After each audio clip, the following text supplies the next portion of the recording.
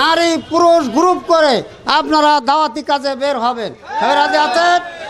ইনশাআল্লাহ আপনাদের সকলকে নিয়ে আমরা জাতীয় সংসদে বিজয়ের মালা নিয়ে হাজির হব ইনশাআল্লাহ। একই সাথে এই কাজের মাধ্যমে আমরা জান্নাতেও একসাথে যেতে চাই। আমরা সুস্পষ্ট বলতে চাই, বাংলাদেশ জামাতি ইসলাম একটি ন্যায় ইনসাফ ভিত্তিক কল্যাণমূলক রাষ্ট্র গঠন করতে চায়। কি আপনারা কি চান?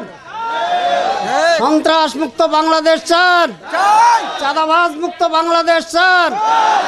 আমরা সেই সোনার বাংলা করতে চাই যে বাংলায় মানুষের কল্যাণ ছাড়া অকল্যাণের কোনো চিন্তাই কেউ করতে পারবে না।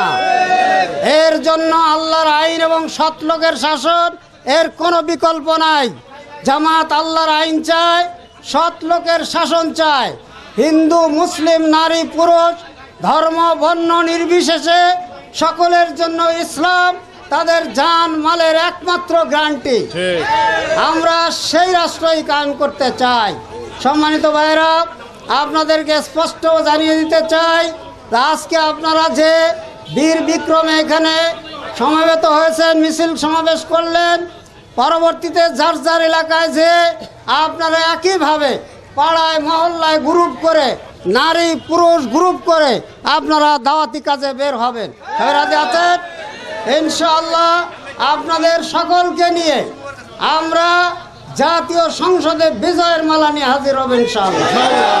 একই সাথে এই কাজের মাধ্যমে আমরা জান্নাতেও একসাথে যেতে চাই।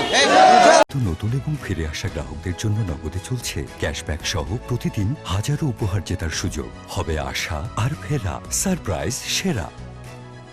আপনারা এই মিছিলে অংশগ্রহণ করে জানিয়ে দিলেন এই দেশের মানুষ সন্ত্রাস মুক্ত, এই দেশের মানুষ ঘুষ মুক্ত একটি সমাজ ব্যবস্থা বিনির্মাণের জন্য জামাতে ইসলামীকে পছন্দ করে।